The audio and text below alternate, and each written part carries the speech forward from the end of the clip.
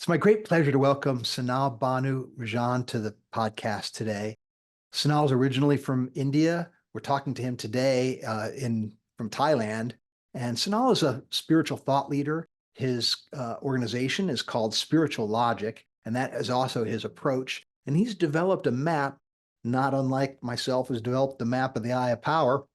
He's developed a map to help people with their transformation, to help them elevate spiritually and abundantly, and really what we talk about here with get the eye of power, see our power. So we're definitely in alignment, and we'll go through his map a little bit and talk about Sanal's insights as it relates to the journey that allows us to manifest more of our authentic self in the world. So help me welcome Sanal.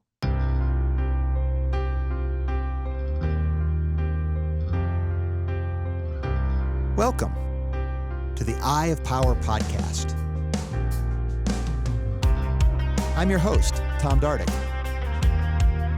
But this podcast is not about me. It's about you and your power. It's time to claim yours.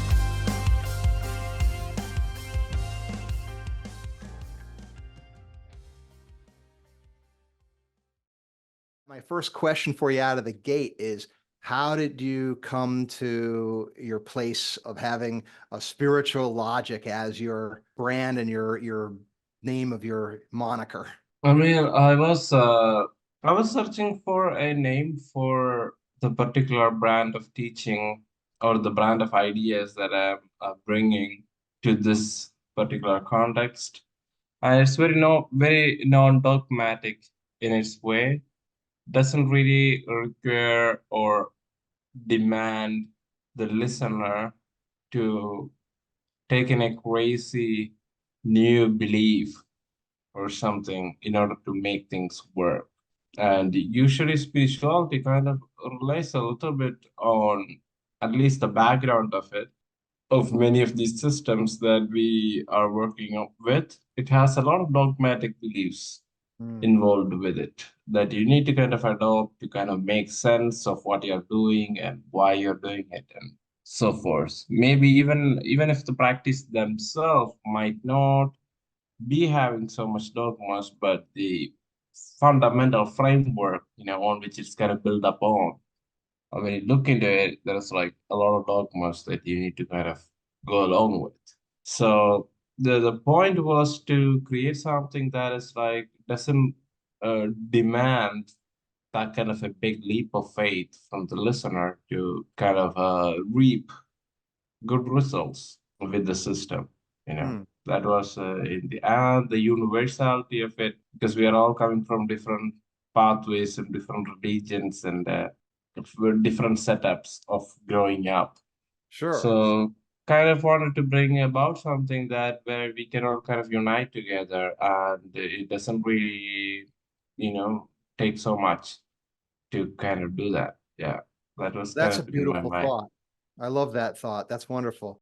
The thing that I think that we share is you talk about you've developed a map. You looked through different types of maps and sort of came up with your own unique thing. I did a similar thing. The Eye of Power podcast is based on the Eye of Power model, which is simply a map of what are the things that free us or imprison us as it relates to manifesting our agency. So I think we're talking the same language. We might have a slightly different topology. So I'd like Exactly. to sort of compare notes and see what you're seeing that I'm not, or vice versa, or whatever. And maybe together we can give an idea that might speak to some specific people in a way that alone we wouldn't. So that's what Yeah. that's where I'd like to go. So let's talk about your map and what that is and how you came about it and what it's showing and what it does for people. So for me, the map is only you see how the good or the how much utility the map has, and how much it's serving you in life by your own ability to handle situations that's showing up in your life, and how much ease and grace and harmoniously you are able to kind of do that when it comes to it, you know and if you have a really good enriched map that's serving you in life, then that means this map is going to allow you to do that more of the time, mostly, you know.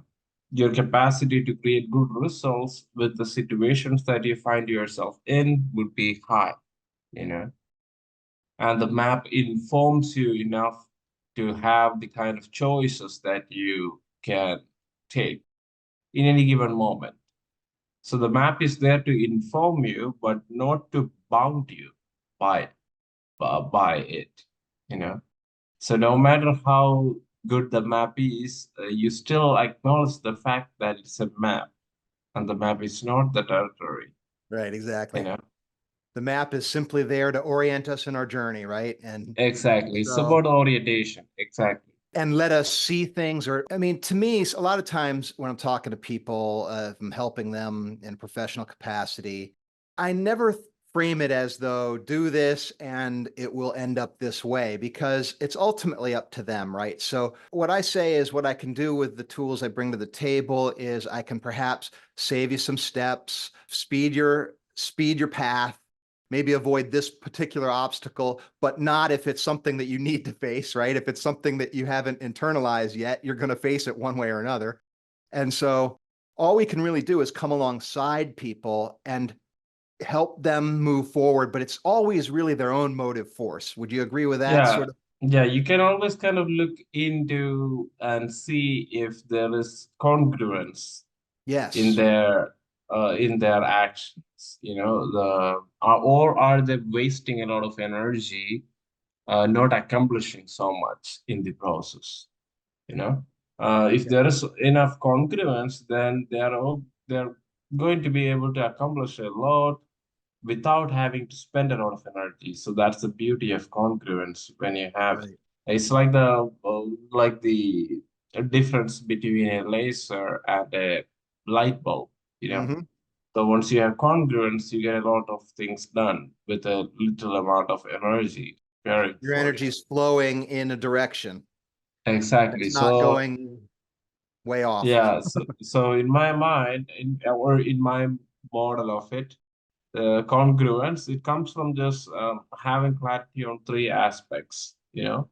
One is just having a real clarity on the outcome that you want. What is it that you want from that situation? You know, the outcome you would want from that situation. That's the having a clarity on that creates congruence. Now, the second thing is like having an idea of like how would you be as a person, you know, when that outcome is accomplished. So that's another thing that I would always connect, like what's all the kind of differences that I would be feeling as a person So, once I have Sonali, got everything that I'm looking for from it, you know. So to connect to that, you know, the state-based learning sort of scenario, you okay. know. So just let me ask a question about that particular thing. So are you saying that it is tied to our sense of identity of who we are? Is that what you're pointing to? Exactly, exactly. So three things: outcome, identity, and the third element would be value. So Value? it's about it's connecting to that. It's like what is it really important for me in being that person moving forward in life? What does that mean to me? You know, so that's the value. So it looks to me like these three aspects, and are these three aspects of what you'd call congruence? Yeah, Okay. congruence, like So having a so party on these three things. so it looks to me like you're asking the questions what, who, and why. Yeah, Okay. yeah. So the why gives the value, the what gives the outcome, and then the who gives the identity. So we are future basing that so that there's a congruence aligned with it. So you know, and also you're connecting that to value, like you being that person, you know, who have accomplished that outcome. You know, what does Exactly. that mean to you moving forward in life? You know, so just connecting to the value. So having a congruence on all of these elements just allows you to efficiently use the energy that you have. Hmm. That's the point. Point is to like get the most amount of things done with the least amount of energy having to be used for it. Well, it also has the effect of clarity as well, right? Because people Yeah, can understand who you are, what you're doing, why you're doing it. yeah, You know, personal yeah. branding That's people. what lines it up, the whole thing. Yeah, Yeah. All right. So is congruence the first sort of part of the map? Are there yeah. more Because are there I mean, it depends on where someone is. Like, for example, when we take a map, the map doesn't really tell us where it begins ah and where it ends. It's I all up to the one who is looking at the map, the beginning and the ending. totally agree that. I mean, if you can see sort of the eye of power model, it's sort of circular in layers.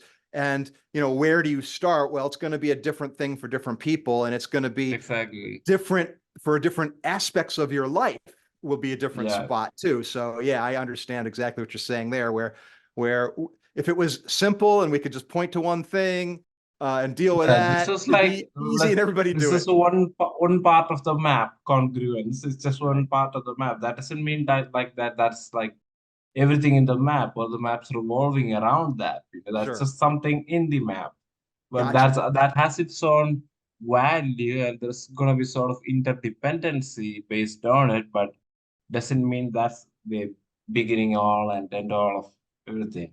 Well, and we talk about congruence, to me, that is an aspirational aspect of our lives because it's a difficult thing to be 100% like a laser, right? So no matter how long we work on it, how long we live, my guess is we can still become more focused, more congruent than we are currently in our state. Once we get to a certain spot, it doesn't just stay there, right? It things Yeah, happen, things change, we learn something new, and oops, we're out of sort of balance again. And the so problem it's is we are not really given so much, it's not really given so much emphasis the fact of state-based learning when it mm, comes to learning. And the thing is, whatever state in which you are learning something is the most conducive state to recall the things that you yes, learned, you yes. know. So if you learn something in a very stressful scenario, maybe now you are in a very relaxed way of being, and somehow it's not so easy to recall the learning Well, because that can work it against was us done in too. a different state. Yeah, That could work against us in the sense that learn exactly. something in a state, in a certain state, let's say a stress state, I uh, know. then you make some progress. Then that state somehow we get back into it, and now we've recalled that lesson that's maybe something we've grown No, past, but we thought this we grew ha past it, but we didn't. no, this happens to a lot of people who are like, cramming up like a lot of materials in a very short time right before the exam or something, the night before. Mm. And like being on a lot of caffeine and just like really, really tired and worn out and trying to also exhausted and, doing that. All of a sudden, the next day, as they are waking up in the morning, with with the freshness of after the sleep and everything, they are not in the same sort of state, you know. So when they are in the exam hall, somehow it's just like not so easy to just recall all that they just kind of learn. It's only because of the state. But the fact that So, we are not really given so much importance to this, even in the school or anywhere, like the state-based learning, like the state in which you are learning things. absolutely. That's what I'm focusing on when I'm like when I'm in the congruence element, like connecting to that identity. Yeah, it's about that value. All of those things become that, you know they become enhancing the state in which the learning is happening. So Yeah. it allows for a way more productive, it's the maximum optimal way to learn something, to be in a very resourceful state and learn. So it seems to me what you're underscoring there, Sanal, is that you have to, or that it's very beneficial to maintain or build the skill to adjust and control our state and make sure that we can get into state. I'm going through a coaching program myself right now. One of the emphasis is the rituals that we use to make sure that we're vibrating at a high, they call it a high frequency, but really it's that intensity, that enthusiasm, that conviction of worthiness, of value, of gratitude. Gratitude is really huge, right? When we have that frequency of gratitude, a lot of good things happen. And when we go the opposite way, a lot of bad things happen. So when we can adjust ourselves along whatever that continuum might be, however we might define it, But we yeah. gain a lot of our personal power. Yeah, and also at the same time realizing that it's not so much of the either or kind of scenario Uh, where like okay you either have gratitude or if you don't have it so it's bad. It's gratitude plays a central role, but there are other things also has its own add some it's of its own values and mhm. richness to it too. For example, for me, ownership is a big aspect. You know, it's a big part in my map. Ownership. So owning my experiences. For example, any given moment, whatever response I am having within, to own it fully, 100%. So when I own it fully, so I'm fully 100% responsible for it. You know, it becomes my responsibility. And when it becomes my responsibility, naturally I gain power over it because I can only have responsibility over something and I do have a considerable amount of power over. If I'm totally powerless, then I have zero responsibility over something. So that's how it's like you said, it's all about orienting the power, you know, and bringing that power within. If you because we organize the stuff in our mind in such a way that the power can be outside. Now you kind of need someone to grant that power upon you, bestow that power upon you, and otherwise you cannot. For example, some people are like, oh, you know, I just want to be safe, you know, and they totally depend on that safety to come from the circumstance or from the outside world to confirm and give that state to them, conformity to them. Or they can be asking the question in a very different way because the question itself takes the power away, but we don't really see that. Right. Oh, am I safe? Like, am I safe? Like, where is the orientation of power outside? Because it depends on things outside. Like, am I safe? I'm like kind of seeing to compare, right? To make a to make an assessment to see compared to what's going on outside. But let's just say I'm asking the question, what is it that I can do to make me feel more safe? So that's about me being in my power, able to do something about making me feel safe. Now, that has nothing to do with what's going on outside. So what is it that I, in my power, can do, and in my agency? What is it that I can do? You know? So the question itself brings me to a place of personal power. So that's what I do. I use a lot of questions in my work where the questions create a certain orientation within, which allows all sort of possibilities and opportunities to just show up just by that shift in attention that is brought upon by the questions that you explicitly ask to yourself through internal dialogue. So there's a world of wisdom in what you just laid out there. The idea of owning experience and taking responsibility. A couple thoughts I have to share, bounce off you, see what you think. It seems to me like when we don't own our experience, when we externalize in with whether we frame a question as to who's going to do this for me, or why did this person do this, or why did this force in the Yeah. world act this way, however we have been conditioned to label it.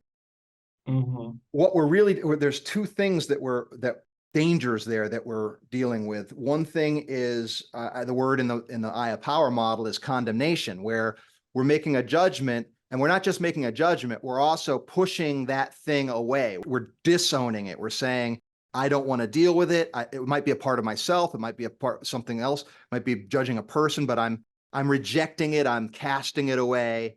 And Yeah, you along, reject the feeling also. Yeah. yes. And then the other thing is our ability to take that responsibility you're pointing to is really one of the sources of where we get our meaning and purpose from. Without that responsibility, how do we inform value? How do we put ourselves oriented in the world? The problem is a lot of people mistake responsibility and blame for one and the same thing. Like for example, a teacher would be coming to the class and be asking, okay, so who is responsible for this, for the mess? So it's not really like, it doesn't really mean, okay, who's really responsible for this, but the question is really, okay, who's to blame for this? So it's just like, when we are speaking about responsibility, we just really have to be clear on what that means. So taking responsibility is only something that you can do in the moment, in the present, for what is happening right now. I cannot take responsibility. I don't have responsibility over what has already transpired because I don't have an ability to respond in the past. That's something I only have in this moment, right here. Right. The So when I'm taking response ability. responsibility, yeah, exactly. Yeah. So I only have that ability in this moment. So I'm very well aware. So it's not about taking blame for what happened. It's about taking responsibility in the moment of what is going on. So I'm going to explicitly ask myself the question, what is it that is going on right now? What is it that I am creating right now? What is it that I am choosing to create right now? So all these questions have a very different kind of orientation that's gonna bring you to a very powerful place because you're whatever you are being subjected to in that moment, you're gonna make that the object of yours by the very act of asking that question. So you're going to go meta on yourself or over the state that you find yourself in. And you're looking within to see how is the organization of reality here that allows me to have this experience right now, you know, and you're making adjustments to the processes so that you're seeing, okay, what kind of differences does that show up? The difference of the difference makes the difference kind of stuff. The other thing I'm taking from what you're saying, Sanal, is that the quality of the questions, right? So the framing of the questions, because we're spiritual beings in a material world, but that material world is limited, right? Our senses are limited, our processing power, our perceptions are limited. We're time bound. So it's really a discernment process of where we're going to focus our energy and how we're going to focus our energy. It's really an optimization process is what I sort of hear you talking about there by the examples you gave of the types of questions rather than questions that waste or diffuse our energy and our limited ability to react in a moment. Yeah, and also sometimes like not even go all linear. Sometimes I would ask a non-linear question like, what is it that is truly possible for me to create with this moment? So that allows me to really dive into the moment rather than going through the moment. I'm not gliding through, I'm diving into the moment to see what's really truly possible for me to create. So that's like a deep dive within instead of like a straight linear sort of walking. So it's just takes me to a completely different direction if I ask that kind of question in the moment. Yeah. The word you inspire there for me is that sort of like a meta question, right? We step away from the situation, we ask a little bit about the bigger picture and maybe get Exactly. out of a pattern that we'd otherwise just play out because of the habits our Exactly. Yeah. pre-existing framework. Yeah. Yeah, because usually what happens is we would be so embedded in the experience that it will be difficult to just get out of the experience. So asking a very question like making a habit or you learning to ask a question in the right moment can disembed you from the experience that you're embedded in. And that allows you to have that bird's eye vision and have that look. of, oh, okay, this is what I'm creating, and you become aware of your own participation in Hmm. this process of this experience that you are, experiencing in the moment. And you become the ongoing participation of yours in the moment. Otherwise, you just kind of look, oh my God, why am I feeling this way? And that's the worst question to ask. When you're Right. feeling bad, you ask yourself, why am I feeling? All of a sudden, now you recreate the experience. So the thing is, usually an emotion, neurologically speaking, can last anywhere between 10 to 30 seconds, but that's it. But we never feel like the emotion is kind of just happening for 20 or 30 seconds, because we are always we recreate it, before it finished. We kind of recreate it with We're our pressing the participation. button. We're pressing Yeah, that button. Why, yeah, yeah, why? Or yeah. As soon as we why start to me? feel, Why me?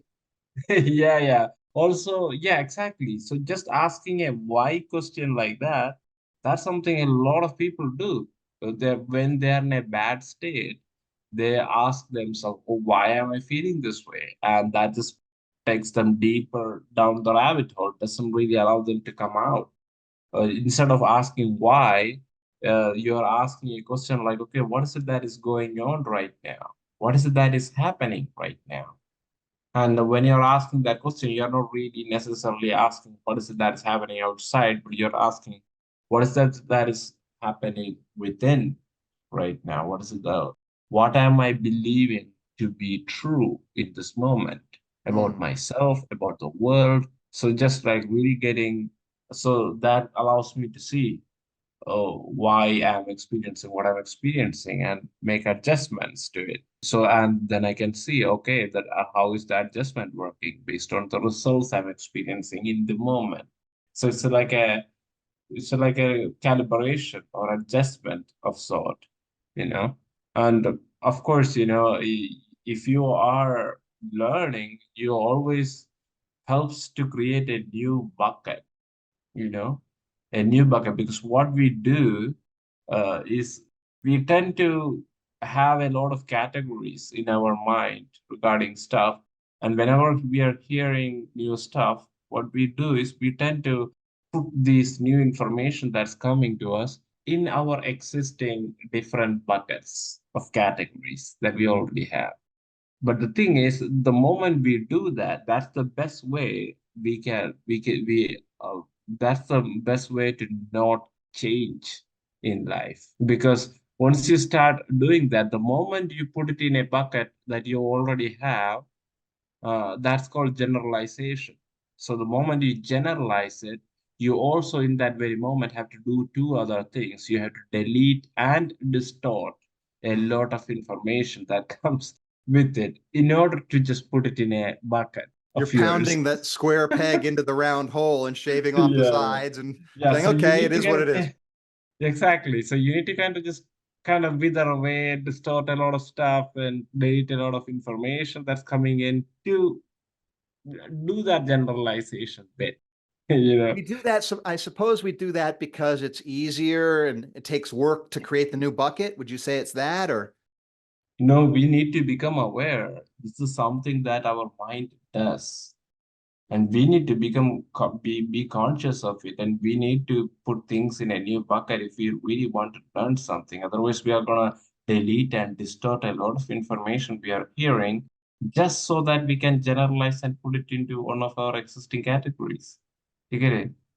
So it is a capacity that we need to develop. Okay, I'm going to let it all in. Only you can do that if you have a new bucket for it. If you are just allowing it to come in, and it's not like you're not putting in a bucket that's already there. So you're like, oh, this is just like that.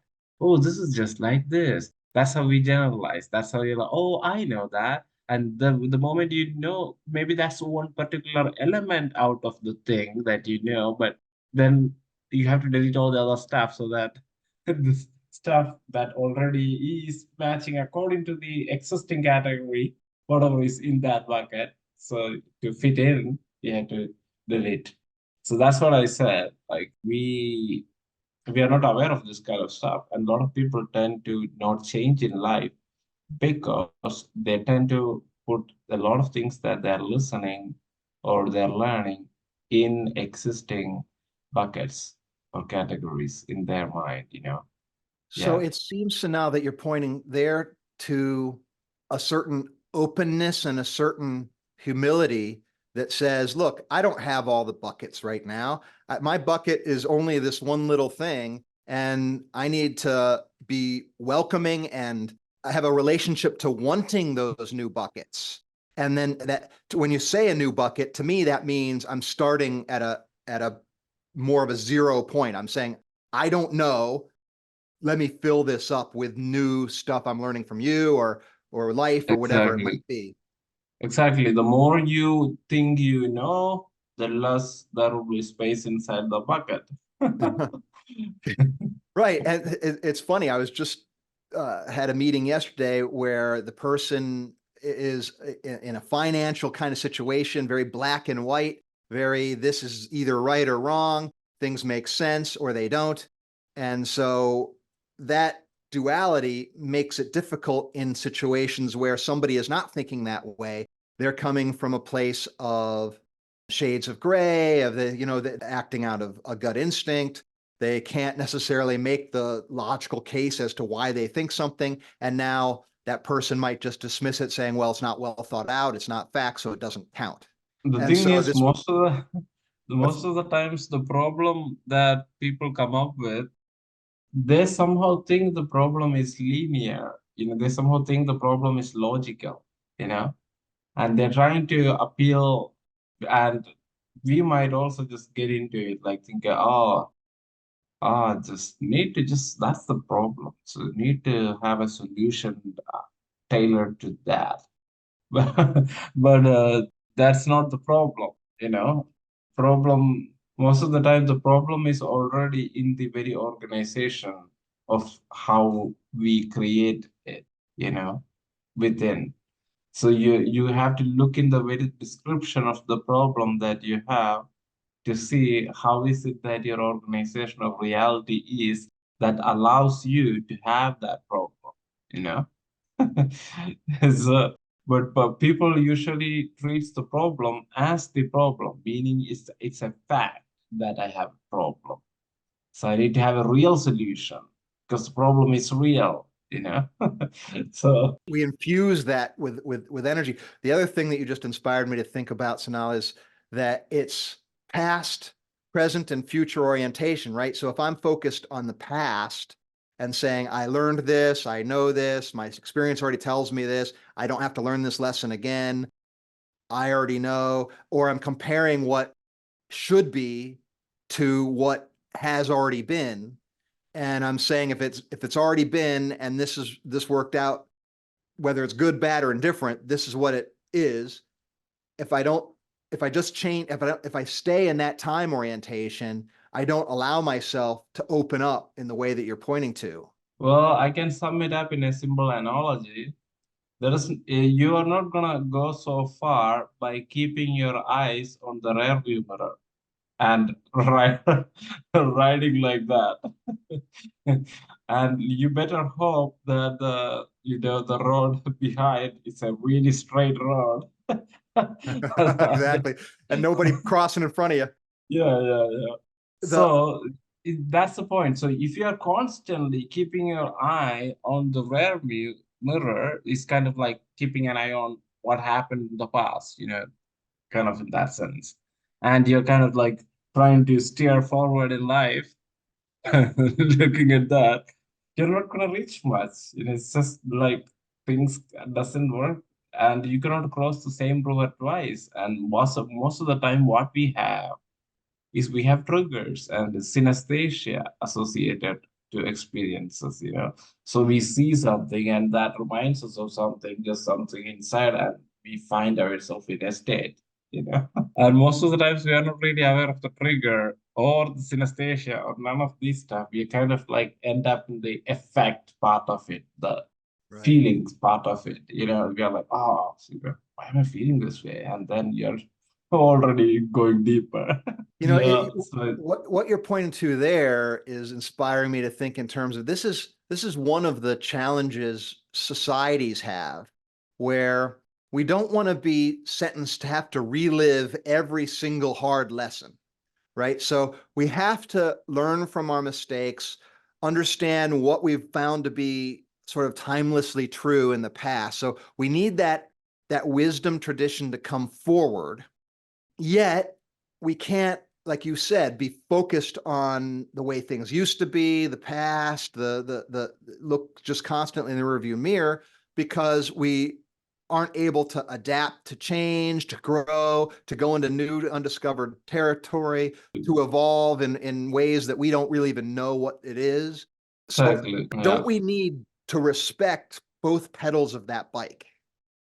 So I would say you need to consciously be aware of your map and keep updating it and upgrading it and transforming it, and meaning the map that you find yourself in will be more enriched. It will be encompassing everything that you already had in your previous map and more. So, so you constantly keep updating your map and see, and you will always know the result because the map always informs you of gives you choice making. So for me, power is about choice. Ultimately, power is about choice. If I have a lot of choice on the matter, then I would say I have a lot of power on the matter. You know, if I have just one choice in the matter, I wouldn't really say I have a lot of power. I have Hmm. like, some power, but not so much.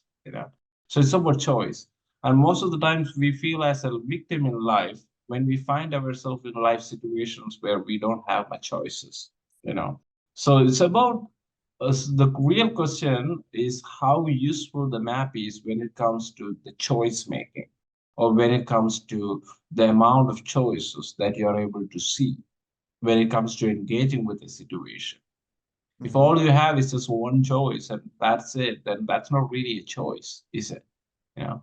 Yes, and oftentimes we don't see the full range of choices that we actually have. We may be Exactly. seeing a single choice when there may be a dozen choices, and we're just ignoring the other 11. Yeah, oftentimes you just see something as a problem. Also, your attitude, everything matters. Your attitude towards a problem. Like it's only a problem if you see it as a problem, and or you can see it as an opportunity. Okay, what is it that I can make use of this situation that emerged, and how can I utilize that to take me closer to my vision, fulfilling my vision? So you can see this as something that just showed up and making use of it. And then you might be looking for, or you might be seeing different choices in engaging with that situation or with that problem. Otherwise, you might be thinking, oh, this is a problem. It's in my way. The only way is to get rid of the problem. So it's like, and you have a solution. And you never want to have a solution. You want to have several solutions so that that informs you, okay, what's the best solution Mhm. out of these several solutions I have with it, different pathways I have around it, right? Yeah, it's not like all solutions yield the same result. Well, what you're pointing to there, to me, also underscores the importance of having thought partners, having people that we can count on to help us see that which we have blind spots for, and be able to co-create a vision going forward that we wouldn't be able to do left unaided. Definitely, that's one of the key piece, because we humans, we evolved, evolutionarily speaking, we have a tribal psychology. We evolved as tribes of people, and if you're going back to a million years ago, we are speaking about people who are living in packs of 160 to 170 being the number of people would be in a tribe. And we are speaking about a time that is before language. Mm-hmm.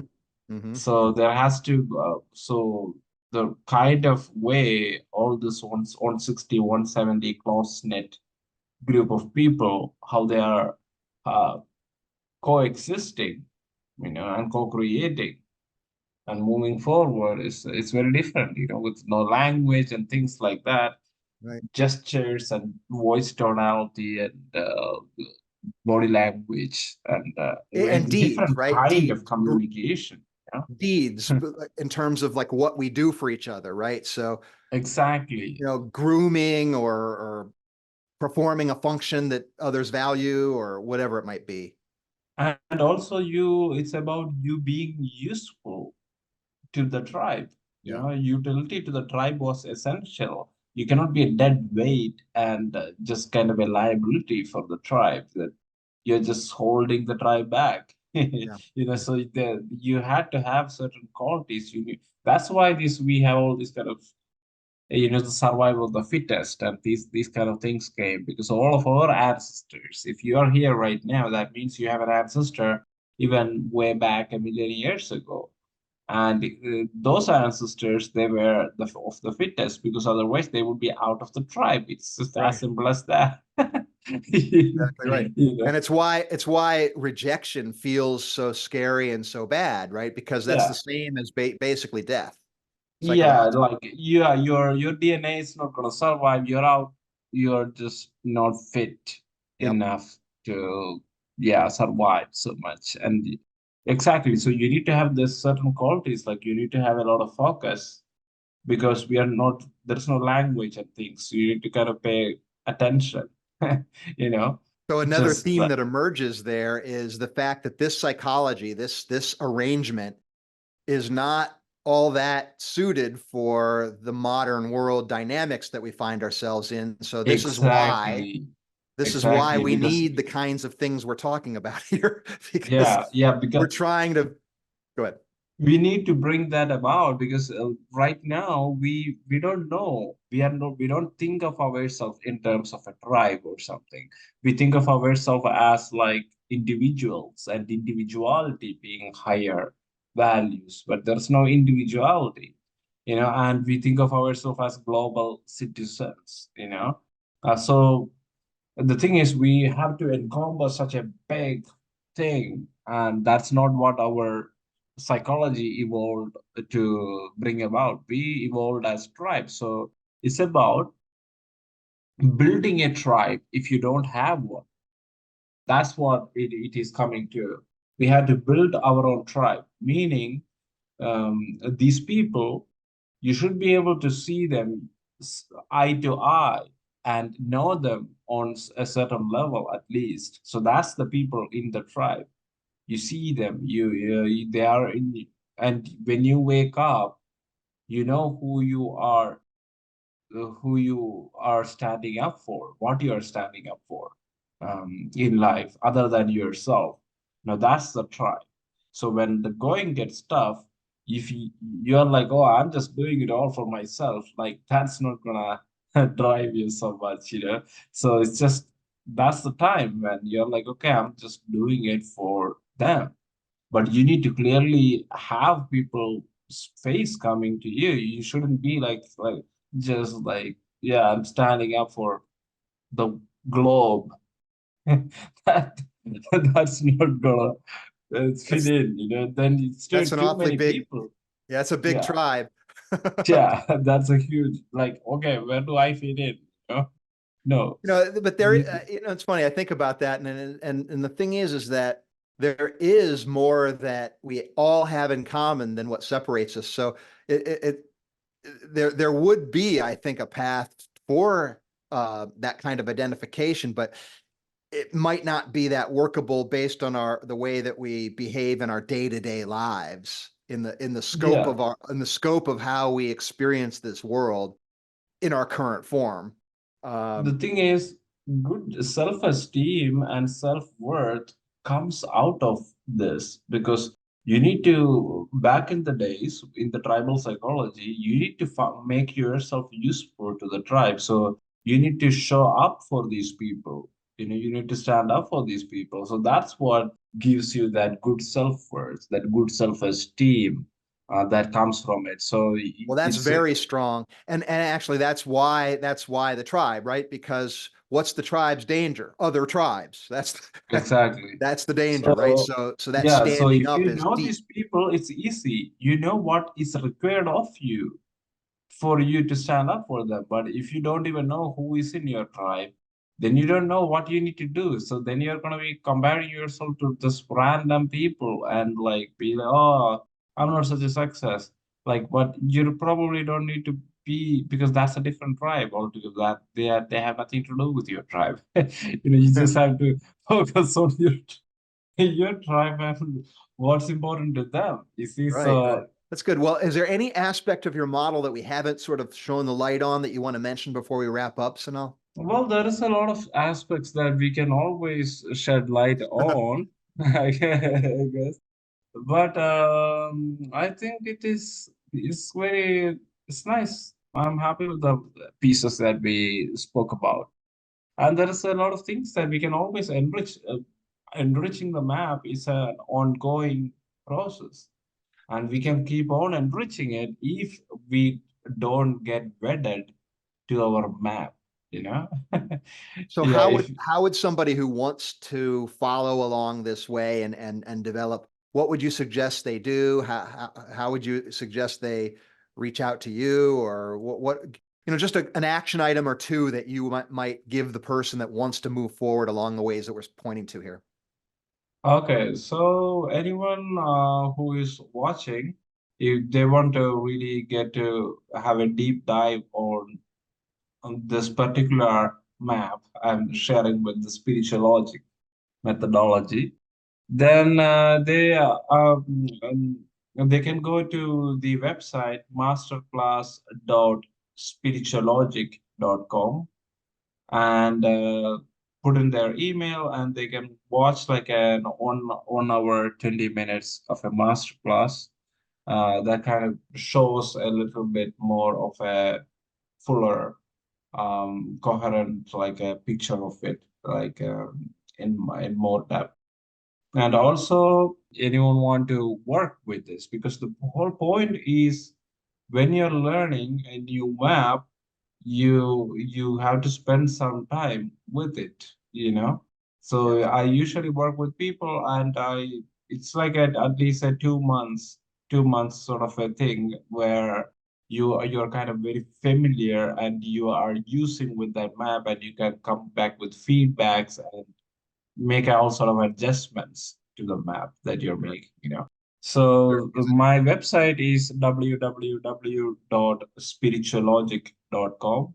So that's my coaching website, and people can are see a lot of case studies there and get familiar with my path on this and how I came about this methodology and my past with it. You know, I was teaching in universities in India several years with this particular spiritual logic framework and yeah, all the stuff in the past, I guess. And also the people who are watching the podcast, I have a free gift for them. Oh, Uh, they can go to the website www.podcastgiftnow.com and put in their email and can watch like I think 7 or 8 hours of my professionally recorded video content from talks I've been giving here in Thailand in this yoga school. that's wonderful. Well, I've enjoyed our conversation very much. I hope you did too, Sanal, and I hope, of Yeah, course, it was really you beautiful talk. for those But of you listening, I hope it was something that you found both enjoyable as well as maybe it's shown the light in something that you want to pay closer attention to move towards greater agency, towards having more of your power. And it's been my pleasure. Thank you so much for Sanal for being on the show today. the pleasure is all mine. It was we just really coherent, you know. You having the eye of power model over there, and I'm like all about personal power and agency and choice and all these things. Yeah, so it was a We were able to perfect fit. get lined up here, so Yeah, yeah, walk the walk a little. That's great. Yep. So very much, my honor and pleasure to get to know you a little bit, Sanal. Thank you so much. yeah. Same here, Tom. I It was hope our great. paths cross again sometime. Yeah, for sure. Definitely. All right. Be well. Thank you so much, Sanal, for being on the show today. I enjoyed our conversation immensely. Just to underscore, I just want to focus on a couple things that you shared with us. The idea of congruence. We talk a lot about that in the eye of power, but you focused on three aspects: the outcome that you want, which is sort of the what we want, the identity, who we are, and the values, why, and getting those in alignment and in agreement so we're not swimming against ourselves and so we're not a house divided. Very important. So a lot of our development is very much based on getting that congruence, making sure our energies are flowing in the same direction. You also pointed to state-based learning. I think that's super important. I'm learning more about controlling my state and being able to sort of turn that knob if I feel down for whatever reason. It can be stupid reasons. Somebody didn't show up at a meeting or, canceled a meeting or was late or whatever. And it doesn't even matter what the reasons are, right? I mean, these things really have nothing to do with us. So for us to allow them to affect us in any way, shape, or form is not the most sensible thing. So but we do get in these states. So the ability to recognize our responses in state is super important. The idea of ownership, he mentioned that, owning our experience and really the pathway to responsibility. And making sure that we're not talking about the blame credit game, right? The pointing of the fingers or the look at me. It's just more of the how much of my awareness and energy and resources can I bring to the situation. The question itself creates the orientation. For instance, he said, what can I do to be safe? So, just sometimes the question itself is a way that we can maybe shift how we're approaching things. What's going on right now? That's a good one as it relates to widening our lens. He pointed at widening our lens and making sure that we're clear about not just having our blinders on or just going by our built-in habits, responses, past patterns, but keeping things focused that way. And we talked about keep updating the map as we go. So, and the one thing that probably my biggest takeaway that Sanal shared was power is about choice. The more choice we have, the more power we have. And sometimes we are editing out choices. We don't even see the choices we actually have. Other times we've painted ourselves in a corner. We've had behaviors that we've maintained over a period of time that eliminated choices or took away open roads for us. So, these are the things that to pay attention to increase our power is making sure that we have a healthy relationship with what choices we really have. Building a tribe, if you don't have one, that sense of connectedness, super, super important. So all those things together, fantastic, fantastic food for thought and fuel for our souls. So thank you, Sanal. Appreciate you.